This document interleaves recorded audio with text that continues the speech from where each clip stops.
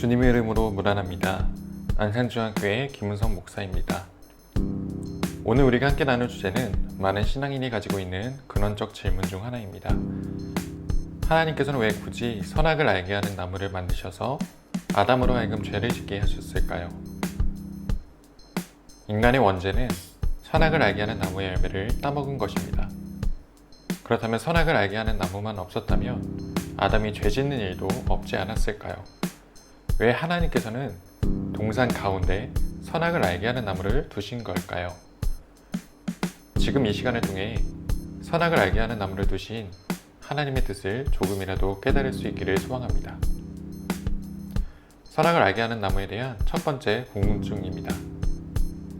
하나님께서 아담으로 하여금 죄를 짓도록 유도하신 게 아닐까요? 창세기 2장 9절은 성경에 선악을 알게 하는 나무가 처음 등장하는 구절입니다. 말씀을 보시면 여호와 하나님께서 보기에 아름답고 먹기에 좋은 나무를 나게 하시고 동산 가운데 생명나무와 선악을 알게 하는 나무를 나게 하셨습니다. 그런데 생명나무와 선악을 알게 하는 나무는 동산 가운데 있다고 합니다. 동산 가운데 있다는 표현은 분명히 이 나무를 가운데 두신 하나님의 의도가 있음을 알 수 있습니다. 한 가지 유의할 것은 동산 가운데에는 선악을 알게 하는 나무만 있는 것이 아니라 생명나무도 함께 있었다는 것입니다. 동산 가운데 한 나무만 있는 것이 아닌 두 나무가 있다는 것은 선택의 여지가 있음을 드러냅니다. 하나님께서 죄를 짓도록 유도하셨다면 선악을 알게 하는 나무만 동산 가운데 두셨을 것입니다. 그러나 하나님께서는 생명나무도 동산 가운데 함께 두셨습니다. 그리고 그보다 더 중요한 사실은 하나님께서 사람을 하나님의 형상으로 지으셨다는 것입니다. 이는 하나님께서 사람으로 하여금 죄를 짓도록 유도하지 않으셨다는 강력한 증거입니다. 당신의 형상으로 지으신 사람은 죄를 짓지 않은 의로운 상태일 뿐만 아니라 죄를 짓지 않을 수 있는 능력도 있었습니다. 그러나 동시에 사람에게는 자유의지, 곧 자신 스스로 선택할 수 있는 자유가 있었습니다. 인간 스스로 죄를 지을 수도 죄를 짓지 않을 수도 있었던 것입니다. 이는 하나님께서 창조주로서 피조물이자 하나님의 형상으로 창조된 사람에게 기계적이고 수동적인 순종을 원하신 것이 아니라 자발적이고 능동적인 순종을 원하셨음을 의미합니다. 곧 생명나무와 선악을 알게 하는 나무의 존재는 하나님께서 사람을 지으신 목적을 잘 드러냅니다. 그러나 사람은 생명나무가 아닌 선악을 알게 하는 나무에 주목했습니다. 선악을 알게 하는 나무에 대한 두 번째 궁금증입니다.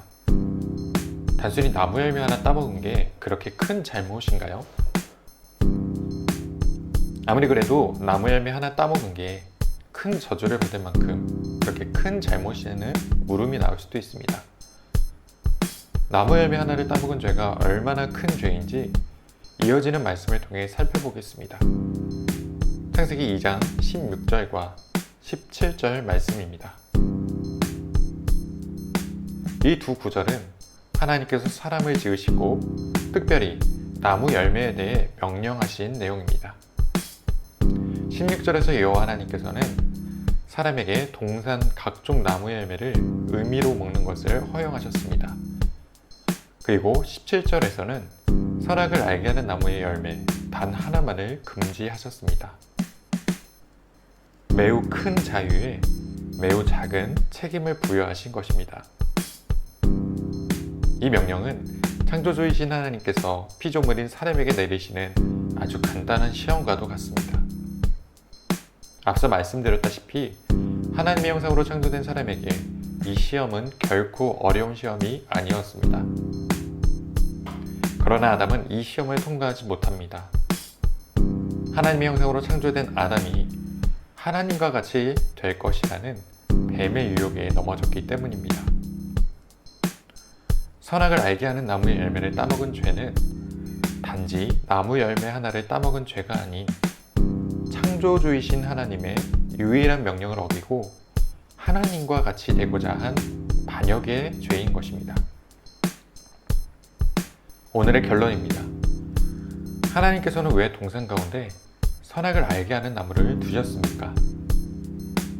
하나님께서는 동산 가운데 선악을 알게 하는 나무를 두심으로 창조주 하나님의 주권을 드러내며 피조물인 사람의 자발적 순종을 요구하셨습니다. 그러므로 이 선악을 알게 하는 나무를 부정하는 것은 창조주 하나님을 부정하는 것과 같으며 하나님과 같이 되고자 하는 것과 같습니다. 마지막으로 구약학자 브루스 월키의 선악을 알게 하는 나무에 대한 주석으로 마무리하도록 하겠습니다. 부디 바라기는 지금도 여전히 우리에게 주어지는 하나님과 같이 되려는 유혹에 넘어지지 말고 창조주 대신 하나님의 말씀에 순종함으로 하나님의 형상을 회복해가는 우리가 되기를 주님의 이름으로 소망합니다.